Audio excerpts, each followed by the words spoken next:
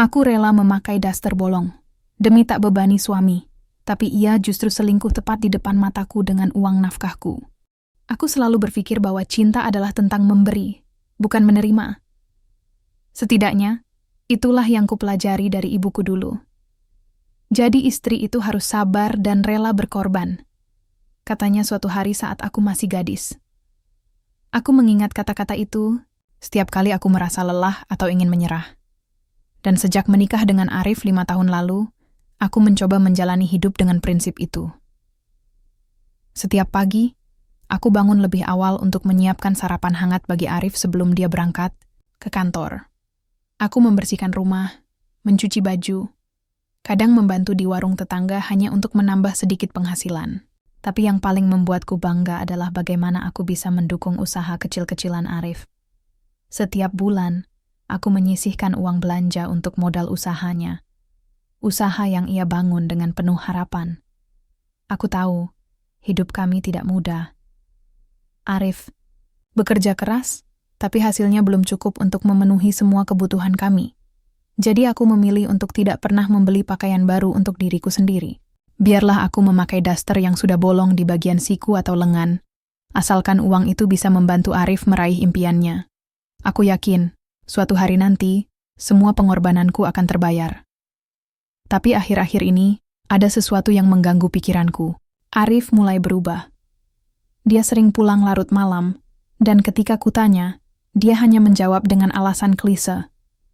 Banyak rapat penting, sayang. Atau, aku harus memperluas jaringan bisnis. Awalnya aku percaya. Tapi semakin sering dia melakukannya, semakin besar rasa penasaranku. Kenapa dia semakin jarang menghabiskan waktu bersamaku? Apakah aku salah? Apakah pengorbananku tidak cukup? Suatu malam, saat Arif tertidur di sofa setelah pulang larut malam, aku melihat struk belanja di kantong celananya. Mall? Apa yang dibeli Arif di mall? Kami jarang sekali ke tempat seperti itu. Rasa penasaranku mulai tumbuh, tapi aku mencoba menepisnya. Ini pasti hanya kebetulan, kan? Mungkin dia membeli sesuatu untuk keperluan usahanya. Namun, dalam hati kecilku, ada rasa tidak enak yang sulit diabaikan. Apa yang sebenarnya terjadi? Kenapa rasanya Arif semakin jauh dariku? Hidupku sehari-hari adalah rutinitas yang berulang, seperti roda yang terus berputar tanpa henti. Setiap pagi, aku bangun lebih awal untuk menyiapkan sarapan hangat bagi Arif. Aku memastikan semua kebutuhannya sudah siap sebelum dia berangkat bekerja. Kadang-kadang, aku bahkan menyelipkan catatan kecil di tasnya. Semangat ya sayang. Meskipun belakangan ini aku merasa dia tidak pernah membacanya. Setelah Arif pergi, aku mulai menjalani rutinitasku sendiri. Membersihkan rumah, mencuci baju, menyetrika, dan kadang-kadang membantu di warung tetangga. Pekerjaan kecil itu memberiku sedikit tambahan uang, meskipun jumlahnya tidak banyak. Tapi aku bersyukur. Setidaknya, aku bisa membantu mengurangi beban Arif. Namun, ada sesuatu yang menggangguku akhir-akhir ini. Ibu-ibu kompleks mulai memperhatikanku dengan tatapan aneh. Mereka sering bergosip tentangku di balik punggungku. Kenapa Nur nggak pernah beli baju baru? Suaminya kan sukses, kata salah satu dari mereka suatu hari saat aku lewat di depan gerombolan mereka. Aku hanya tersenyum tipis, berusaha mengabaikan komentar mereka. Mana mungkin aku bisa menjelaskan bahwa uang belanja kami lebih penting digunakan untuk mendukung usaha Arif daripada membeli pakaian baru? Aku tahu, penampilanku sederhana. Bahkan terlalu sederhana bagi ukuran seorang istri di era modern seperti sekarang. Daster lusuh yang kugunakan sudah bolong di beberapa bagian, tapi aku tidak peduli. Aku selalu berpikir, selama aku bisa mendukung Arif, penampilan bukanlah hal yang penting. Namun, struk belanja yang kutemukan di kantong celana Arif minggu lalu terus menghantui pikiranku. Apa yang dibeli Arif di mall? Kenapa dia harus ke tempat seperti itu? Kami jarang sekali ke mall, bahkan untuk acara keluarga pun, kami lebih memilih tempat yang sederhana. Rasa penasaranku semakin besar. Akhirnya, aku memutuskan untuk bertanya kepada Siti, sahabat baikku yang bekerja di mall tersebut. Awalnya aku ragu, apakah aku terlalu berlebihan? Apakah ini hanya kecurigaan kosong? Tapi rasa ingin tahuku lebih besar daripada keraguanku. Apa kamu sering melihat Arif di mall? Tanyaku pelan suatu sore saat kami duduk di warung dekat kompleks. Siti terdiam sejenak, lalu menjawab dengan nada hati-hati. Iya, aku pernah melihatnya, beberapa kali. Dia sering bersama seorang wanita muda, sepertinya selebgram. Jantungku langsung berdebar kencang. Wanita muda? Selebgram? Siapa dia? Kenapa Arif bersamanya? Aku mencoba menenangkan diri. Mungkin ini hanya salah paham. Mungkin wanita itu hanya teman bisnisnya. Tapi kenapa dadaku terasa sesak setiap kali memikirkannya? Apakah Arif benar-benar menyembunyikan sesuatu dariku? Malam itu aku tidak bisa tidur. Pikiranku dipenuhi oleh pertanyaan-pertanyaan yang tak kunjung terjawab. Aku mencoba meyakinkan diri bahwa Arif adalah suamiku, orang yang selama ini kucintai dan kukorbankan segalanya untuknya. Tapi kenapa rasanya ada sesuatu yang tidak beres? Kenapa aku merasa semakin jauh darinya? Stroke belanja itu terus menghantui pikiranku. Setiap kali aku mencoba fokus pada pekerjaan atau rutinitasku, bayangan Arif di mall bersama wanita muda itu selalu muncul. Aku mencoba menenangkan diri dengan berpikir positif. Mungkin dia hanya ada urusan bisnis, mungkin wanita itu hanya rekan kerja, mungkin saja aku salah paham. Tapi hatiku tidak bisa tenang. Ada sesuatu yang mengganjal, seperti batu besar yang tertinggal di dasar perutku. Akhirnya, aku memutuskan untuk menyelidiki lebih jauh. Aku tahu ini bukan hal yang baik. Mencurigai suamiku sendiri. Tapi aku tidak bisa diam saja. Rasa penasaranku semakin besar, dan aku merasa harus mengetahui kebenarannya. Aku mulai dengan mencari tahu tentang wanita itu. Siti memberiku beberapa informasi tambahan saat kami bertemu di warung sore itu. Wanita itu namanya Bella, katanya pelan. Dia selebgram lokal, sering dipromosikan oleh merek-merek fashion ternama. Aku pernah melihat Arif membayar barang-barang mahal untuknya. Jantungku langsung berdebar keras. Barang mahal? Aku tidak habis pikir. Selama ini, aku rela tidak membeli pakaian baru demi mendukung usaha Arif. Bahkan, aku masih menggunakan daster bolong-bolong yang sudah lusuh. Tapi ternyata, uang yang kuhemat selama bertahun-tahun, digunakan Arif untuk membelikan barang-barang mahal bagi wanita lain. Aku ingin marah, tapi aku tidak bisa. Aku belum punya bukti kuat. Mungkin ini semua hanya kebetulan. Mungkin Arif sedang membantu temannya. Tapi kenapa rasanya sulit sekali meyakini alasan-alasan itu? Malam itu, aku memutuskan untuk menghadapinya. Aku menunggu Arif pulang dari rapatnya, lalu duduk di depannya dengan struk belanja di tanganku. Arif, apa ini? Tanyaku pelan, mencoba menahan emosi. Dia menatap struk itu sejenak, lalu wajahnya berubah tegang. Ini hanya keperluan bisnis, katanya cepat, tapi nada suaranya terdengar gugup. Kamu nggak perlu khawatir, sayang. Bisnis apa? Yang butuh belanja di mall sebesar ini? Tanyaku lagi, suaraku mulai bergetar. Dan siapa wanita itu, Arif? Arif terdiam, wajahnya memerah, dan dia tampak bingung mencari jawaban. Aku cuma bantu teman kok, katanya akhirnya, tapi matanya tidak menatapku. Dia menghindari kontak mata, hatiku hancur. Aku tahu dia berbohong. Tapi aku juga tidak bisa langsung menuduhnya tanpa bukti nyata. Malam itu, aku menangis dalam diam, merasa diriku begitu bodoh. Bagaimana bisa aku percaya padanya selama ini? Bagaimana bisa aku rela berkorban begitu banyak untuk seseorang yang mungkin tidak pernah benar-benar menghargai pengorbananku? Esok harinya, aku memutuskan untuk melakukan sesuatu yang belum pernah kulakukan sebelumnya. Aku akan mengikutinya. Aku tahu ini mungkin terdengar berlebihan, tapi aku harus tahu kebenarannya. Jika Arif tidak bersalah, aku akan minta maaf padanya. Tapi jika dia... Aku tidak berani menyelesaikan pikiran itu. Yang jelas, aku tidak bisa lagi hidup dalam ketidakpastian. Sabtu pagi itu, aku bangun lebih awal dari biasanya. Aku sudah mempersiapkan semuanya. Pakaian yang sederhana tapi rapi, tas kecil, dan alasan jika Arif tiba-tiba bertanya mengapa aku keluar rumah.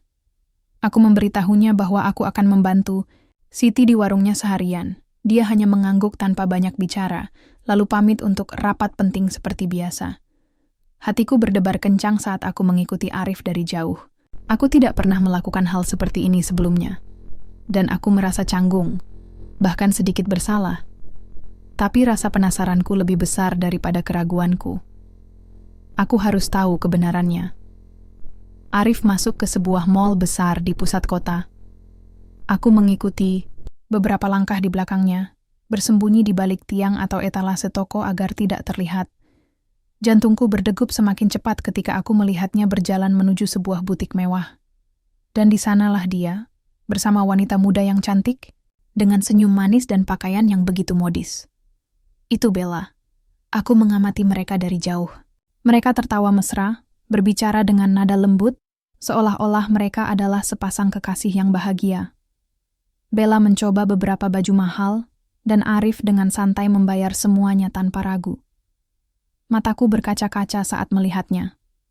Uang itu, uang yang selama ini kuhemat demi mendukung usahanya, digunakan untuk membelikan barang-barang mahal bagi wanita lain. Air mataku mulai jatuh tanpa bisa kucegah. Dadaku sesak, rasanya seperti ada beban berat yang menekan dadaku hingga sulit bernapas. Aku ingin berteriak, tapi suaraku tercekat di tenggorokan. Aku tidak bisa percaya bahwa pria yang selama ini kucintai dan kukorbankan segalanya untuknya, ternyata melakukan ini padaku. Aku berdiri di sana, diam, tak bergerak. Aku merasa seperti boneka yang telah dibuang setelah tidak lagi berguna. Apakah selama ini aku hanya alat baginya? Apakah semua kata-kata manisnya hanya omong kosong? Hatiku hancur berkeping-keping. Aku tidak tahu harus berbuat apa. Akhirnya, aku memutuskan untuk pulang. Aku tidak sanggup melihat lebih lama. Sepanjang perjalanan pulang, air mataku terus mengalir. Aku merasa begitu bodoh, begitu naif. Bagaimana bisa aku tidak menyadarinya lebih awal? Bagaimana bisa aku rela berkorban begitu banyak untuk seseorang yang tidak pernah benar-benar menghargai pengorbananku? Malam itu, aku duduk di tepi tempat tidur, memandangi daster lusuh yang kugunakan. Daster yang sudah bolong di beberapa bagian, tapi tetap kupakai karena aku ingin mendukung Arif. Sekarang, daster ini terasa seperti simbol dari semua pengorbananku yang sia-sia. Aku menangis sepanjang malam, merasa diriku begitu hina. Beberapa hari setelah kejadian di mall, aku tidak bisa makan atau tidur dengan tenang. Aku mencoba berpikir jernih, tapi hatiku masih terasa kosong dan hancur. Setiap kali aku melihat Arif, aku merasa seperti orang asing. Bagaimana bisa pria yang selama ini kucintai dan kukorbankan segalanya untuknya, tega melakukan hal seperti itu padaku? Aku memutuskan untuk menghadapinya lagi. Kali ini, aku tidak akan menahan diri. Malam itu, saat Arif pulang dari rapatnya, aku langsung duduk di depannya. "Arif," kataku pelan, tapi nada suaraku terdengar tajam. "Apa yang sebenarnya terjadi antara kamu dan wanita itu?" Arif terlihat terkejut.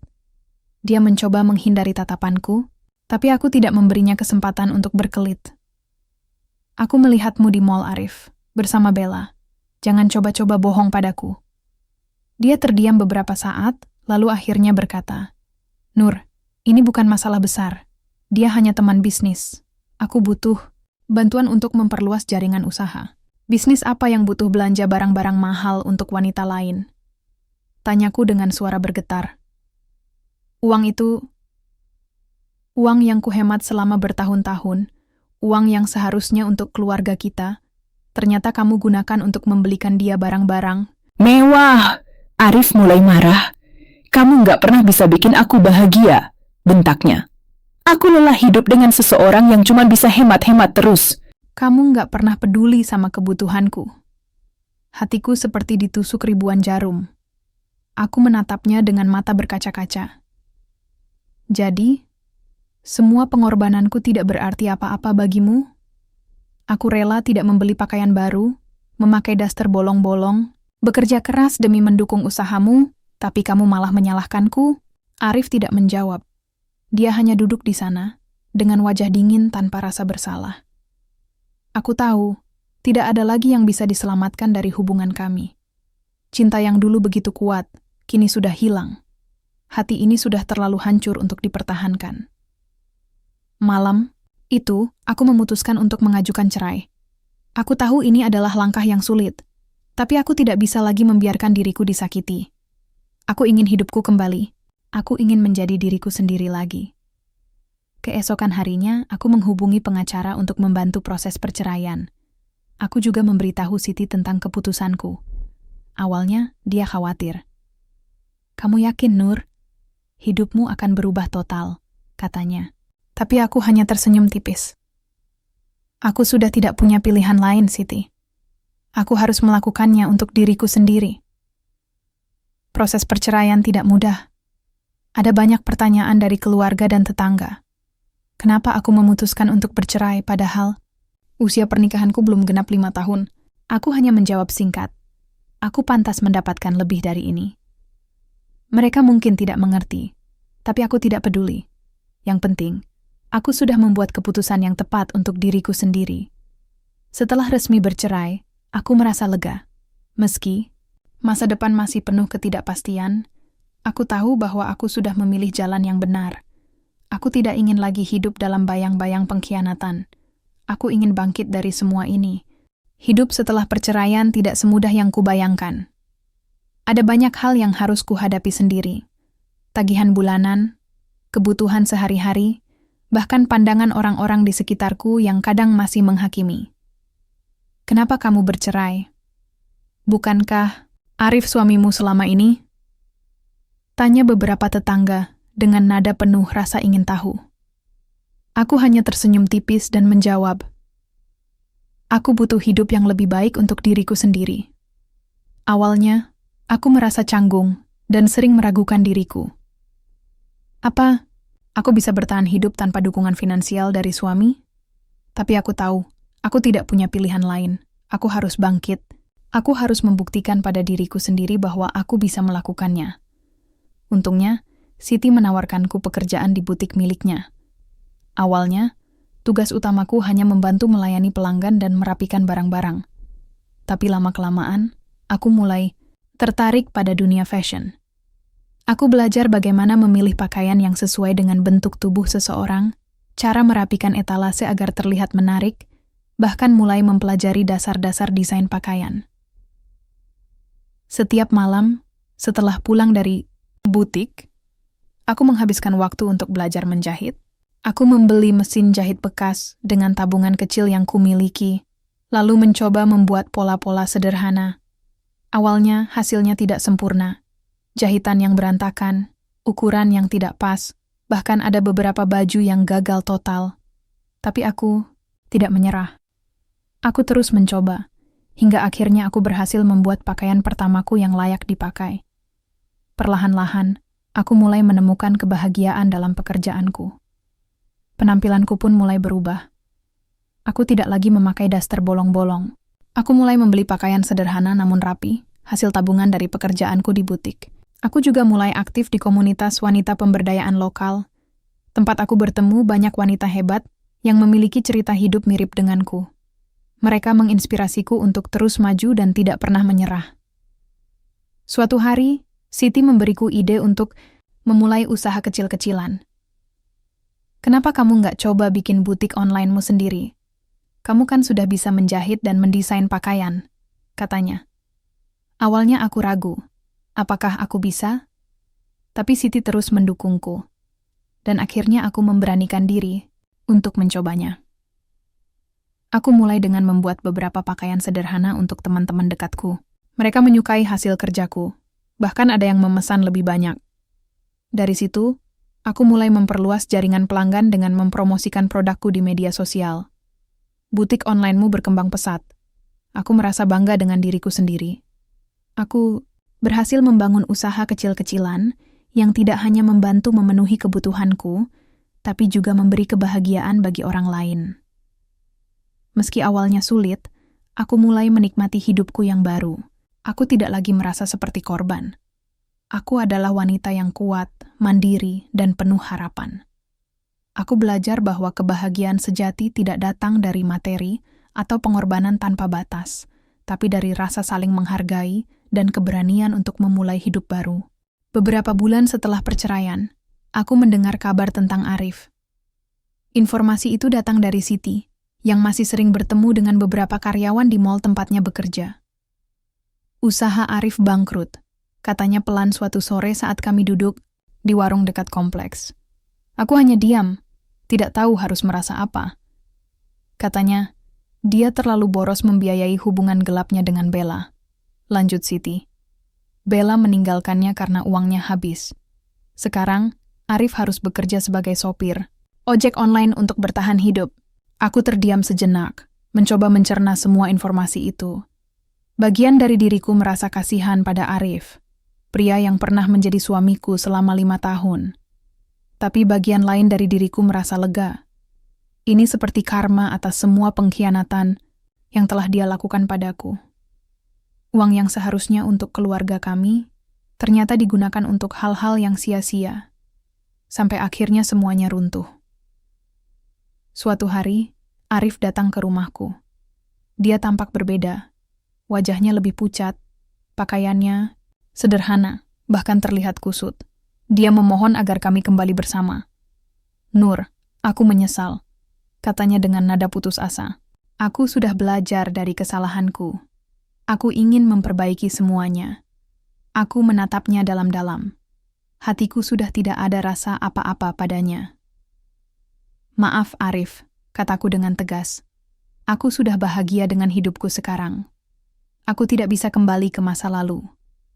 Dia mencoba membujukku lagi, tapi aku tetap teguh pada keputusanku. Setelah beberapa menit, dia akhirnya pergi dengan wajah lesu. Aku menutup pintu, lalu duduk di kursi dengan napas lega. Aku tidak lagi merasa dendam atau marah.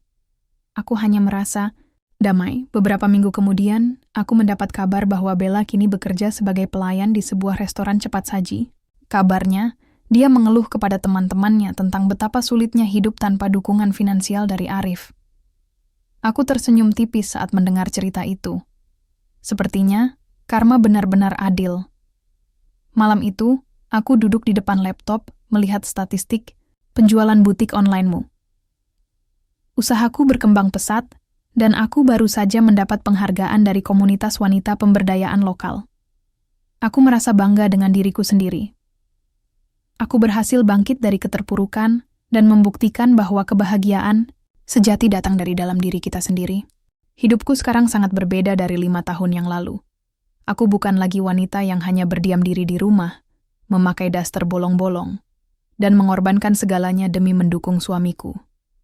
Sekarang, aku adalah pemilik butik online yang berkembang pesat.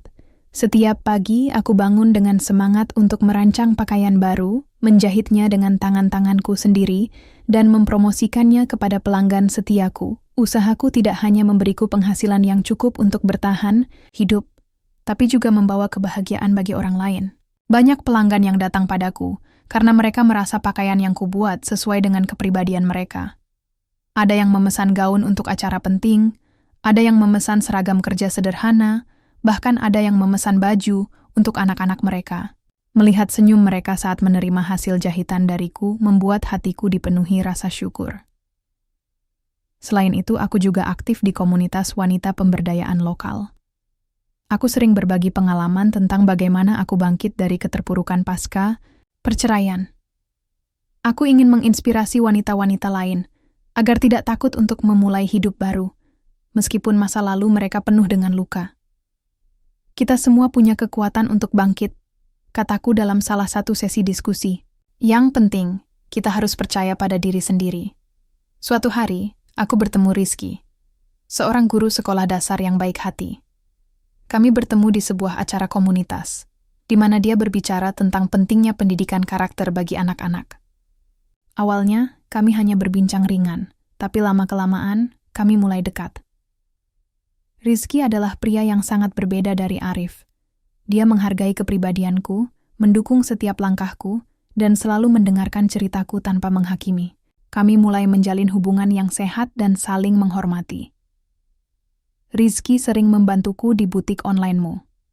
Kadang-kadang, dia membantu memotret produk-produk baruku, atau memberikan masukan tentang desain pakaian. Kami sering tertawa bersama saat bekerja, dan rasanya begitu nyaman. Untuk pertama kalinya setelah sekian lama, aku merasa dicintai tanpa syarat. Rizky tidak pernah meminta aku untuk menjadi orang lain. Dia mencintaiku apa adanya. Malam ini, aku duduk di teras rumahku, menatap langit yang penuh bintang. Aku memikirkan perjalanan panjang yang telah kulalui.